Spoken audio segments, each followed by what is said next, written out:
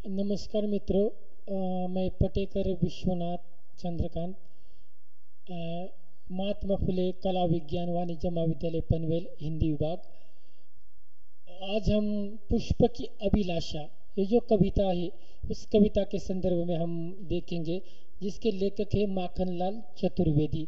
देखिए, माखनलाल चतुर्वेदी जो है ये हिंदी साहित्य के एक महत्वपूर्ण विद्वान माने जाते हैं। उन्होंने अपने साहित्य के माध्यम से या अपने कविता के माध्यम से समाज को एक सही दिशा, सही रास्ता बताने का ये जो प्रयास है वो किया हुआ हमें दिखाई देता है।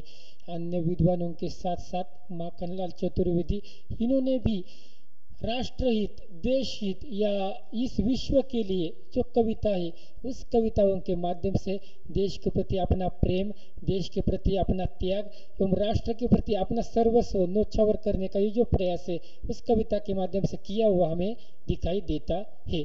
तो यहाँ पर उनकी ये जो कविता है, इस कविता का नाम है पुष्प की अभिलाषा। देखिए, हिंदी साहित्य के सर्वश्रेष्ठ एवं महत्वपूर्ण विद्वानों में माखनलाल चतुर्वेदी का स्थान आता है। आज तक उन्होंने जो जो कविता लिखी है वो बहुत सारी कविताएं उन्होंने राष्ट्र के प्रति समर्पित की है।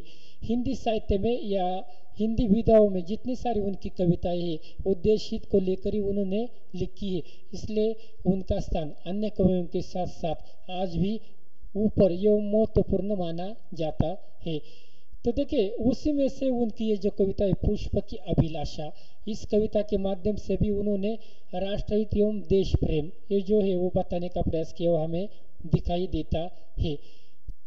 तो पुष्प की अभिलाषा ये कविता भले छोटी है, लघु है, लेकिन उसका जो भाव है, उसका जो अर्थ है वो गहरा, या उन्होंने उस कविता में जो जो शब्द रखे उसका भाव एक महत्वपूर्ण या प्रौढ़ हमें होता हुआ दिखाई देता है।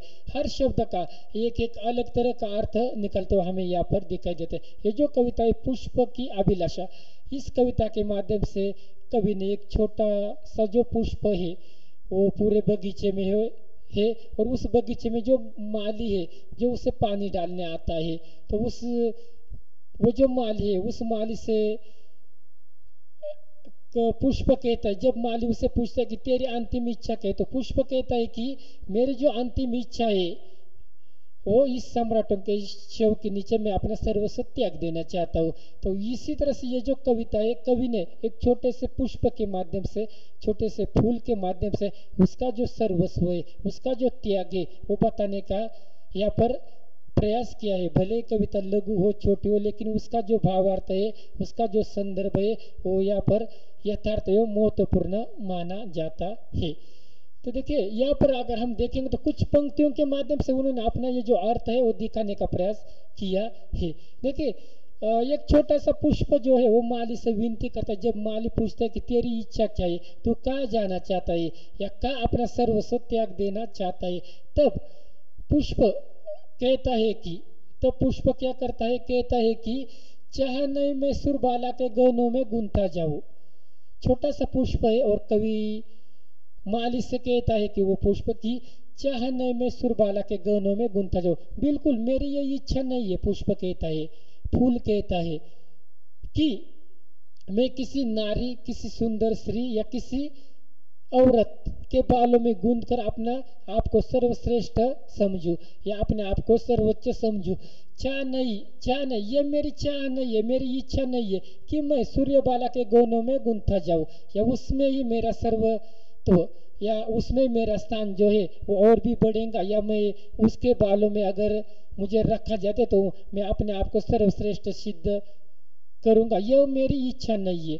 इसलिए छोटा सा पुष्प उस स्त्री हो या कोई नारी हो या कोई औरत हो, उसके बालों में घूमकर अपने आप को सर्वश्रेष्ठ नहीं समझना चाहता। यह पहली पंक्तियों में एक छोटा सा पुष्प अपना सर्वस्व त्याग देता है या बताने का प्रयास करता है। तो चाह नहीं मैं सूर्यबाला के गहनों में गुंथा जाऊं, यह कुछ पंक्तियां इस कविता में हमें दिखाई देते जो छोटा सा पुष्प उस माली को बताते हैं। आगे की पंक्तियों में कहा है कि चाह नहीं प्रेमी माला में बिन प्यारी को ललचाऊं, यह भी मेरी इच्छा नहीं है कि मैं किसी बिन प्यारी को ललचाऊं, यह भी मेरी इच्छा नहीं है। इसलिए कोई नारी हो, स्त्री हो, औरत हो, न उसके गले की माला, न उसके बालों में घूमकर अपने आप को सर्वश्रेष्ठ समझना चाहता है।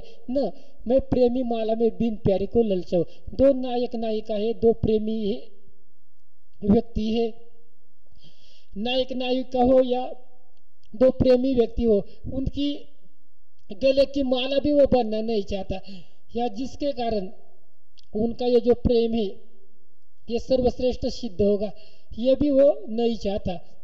इसलिए कहता है कि चाह नहीं प्रेमी माला में बिन प्यारी को ललचाऊं, ये भी उसकी इच्छा यहाँ पर नहीं है, एक छोटे से पुष्प की। तो ये छोटा सा पुष्प दो व्यक्तियों को आपस में जोड़ने के लिए भी तैयार नहीं है। चाह नहीं मैं प्रेमी माला में बिन प्यारे को ललचाऊं। आगे उस कविता की कुछ पंक्तियां है। चाह नहीं सम्राटों के शव पर है हरी डाला जाऊं, यह भी उसकी इच्छा नहीं है। माली से वो छोटा सा पुष्प, छोटा सा फूल कहता है कि चाह नहीं सम्राटों के शव पर है हरी डाला जाऊं। सम्राटों के जो शव है, देखिए सम्राट कोई राजा हो, कोई महाराजा हो या कोई राजकुमार हो, उसके शव पर भी वो अपने आप को विराजमान होकर उसमें भी अपने आप को सर्वश्रेष्ठ सिद्ध नहीं करना चाहते, या उसके कारण मेरा वर्चस्व बढ़ेगा या उसका कारण मेरा महत्व बढ़ेगा, ये भी छोटा सा पुष्प नहीं चाहता है। चाह नहीं सम्राटों के शव पर है हरी डाला जाओ।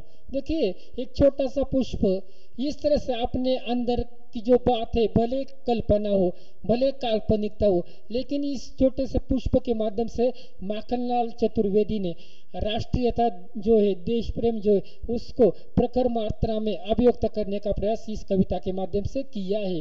तो चाह नहीं सम्राटों के शव पर हरी डाला जाओ। ये हरी मेरी ये भी इच्छा नहीं है कि मैं सम्राटों के शव पर जाकर अपने आप को सर्वश्रेष्ठ सिद्ध करूं, यह भी मेरी इच्छा नहीं। इस तरह से कवि एक छोटे से पुष्प के माध्यम से जानने का प्रयास कर रहा है। देखिए आज के ये जो नवयुवक है, इन नवयुवकों को इस कविता के माध्यम से कुछ न कुछ संदेश, कुछ न कुछ सीख देने का प्रयास कवि करता है, जिसके कारण नवयुवक जो है फौज में या मिलिट्री में भर्ती होकर अपना सर्वस्व जो है अगर कहीं पर त्याग देना है तो वो अपने मातृभूमि के लिए, अपने देश के लिए, अपने इस मिट्टी के लिए, इस तरह से कवि ने इस कविता के माध्यम से बताने का प्रयास किया है। तो चाह नहीं सम्राटों के शव पर हरी डाला जाओ, यह भी उसकी इच्छा नहीं, एक छोटे से फूल के। आगे कवि कहता है, माखनलाल चतुर्वेदी जी कहते हैं कि चाह नहीं देवों के सिर पर चढ़ू भाग्य पर इठलाऊ। देखिए यहाँ पर छोटा सा पुष्प, उसकी यह भी इच्छा नहीं है क्या कि चाह नहीं देवों के सिर पर चढ़ू भाग्य पर इठलाऊ, ये मेरी ये भी इच्छा नहीं है कि कोई ईश्वर हो, परमेश्वर हो, उसके गले की माला बनूं या उसके सिर के मुकुट पर चढ़कर अपने आप को सर्वश्रेष्ठ समझूं, यह भी मेरी इच्छा नहीं है। चाह नहीं देवों के सिर पर हरी डाला जाओ और अपने भाग्य को इठलाऊं, यह भी उसकी इच्छा नहीं। न वो ईश्वर के पास जाना चाहता है, न वो दो प्रेमी मालाओं की माला बनकर अपने आप को सर्वश्रेष्ठ समझना चाहता है, न किसी राजकुमारी, किसी स्त्री या कोई नारी उसके गले की माला बनना चाहता है।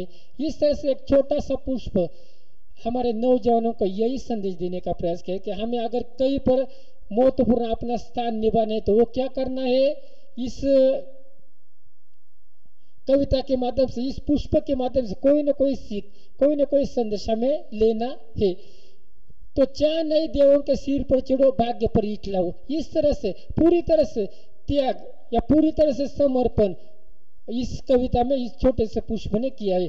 तो अंतिम जाते जाते उसकी जो इच्छा है, उसकी इच्छा वो बताते है, उस माली से अभिव्यक्त करता है या अपने पूरे भारतवासियों को बताना चाहते हैं कि मुझे तोड़ लेना वनमाली।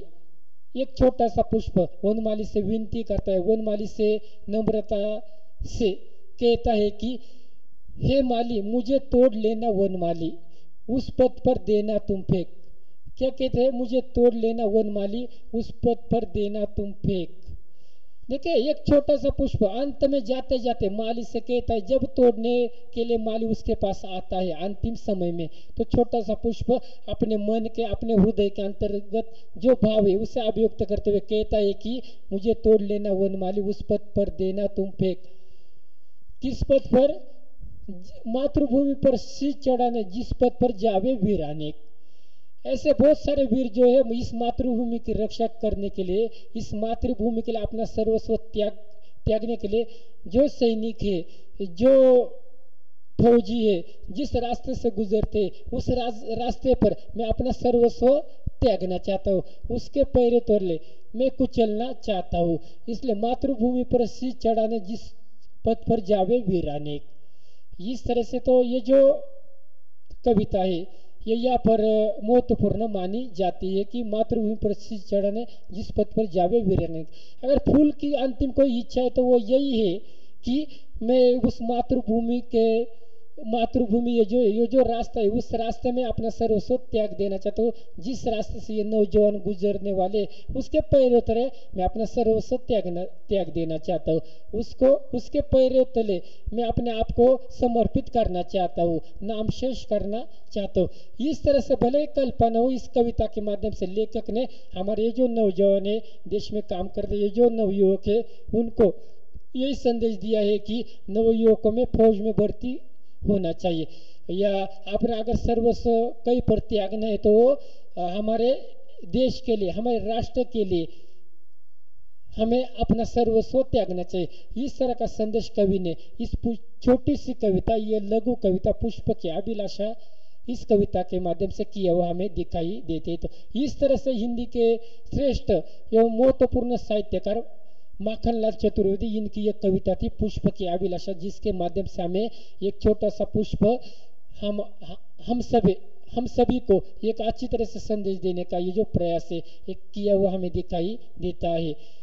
निश्चित रूप से ये कविता आप सभी के समझ में आई होगी और उसका जो भाव है, उसका जो भावार्थ है निश्चित रूप से सभी के अंतर्गत छाई होगी। धन्यवाद।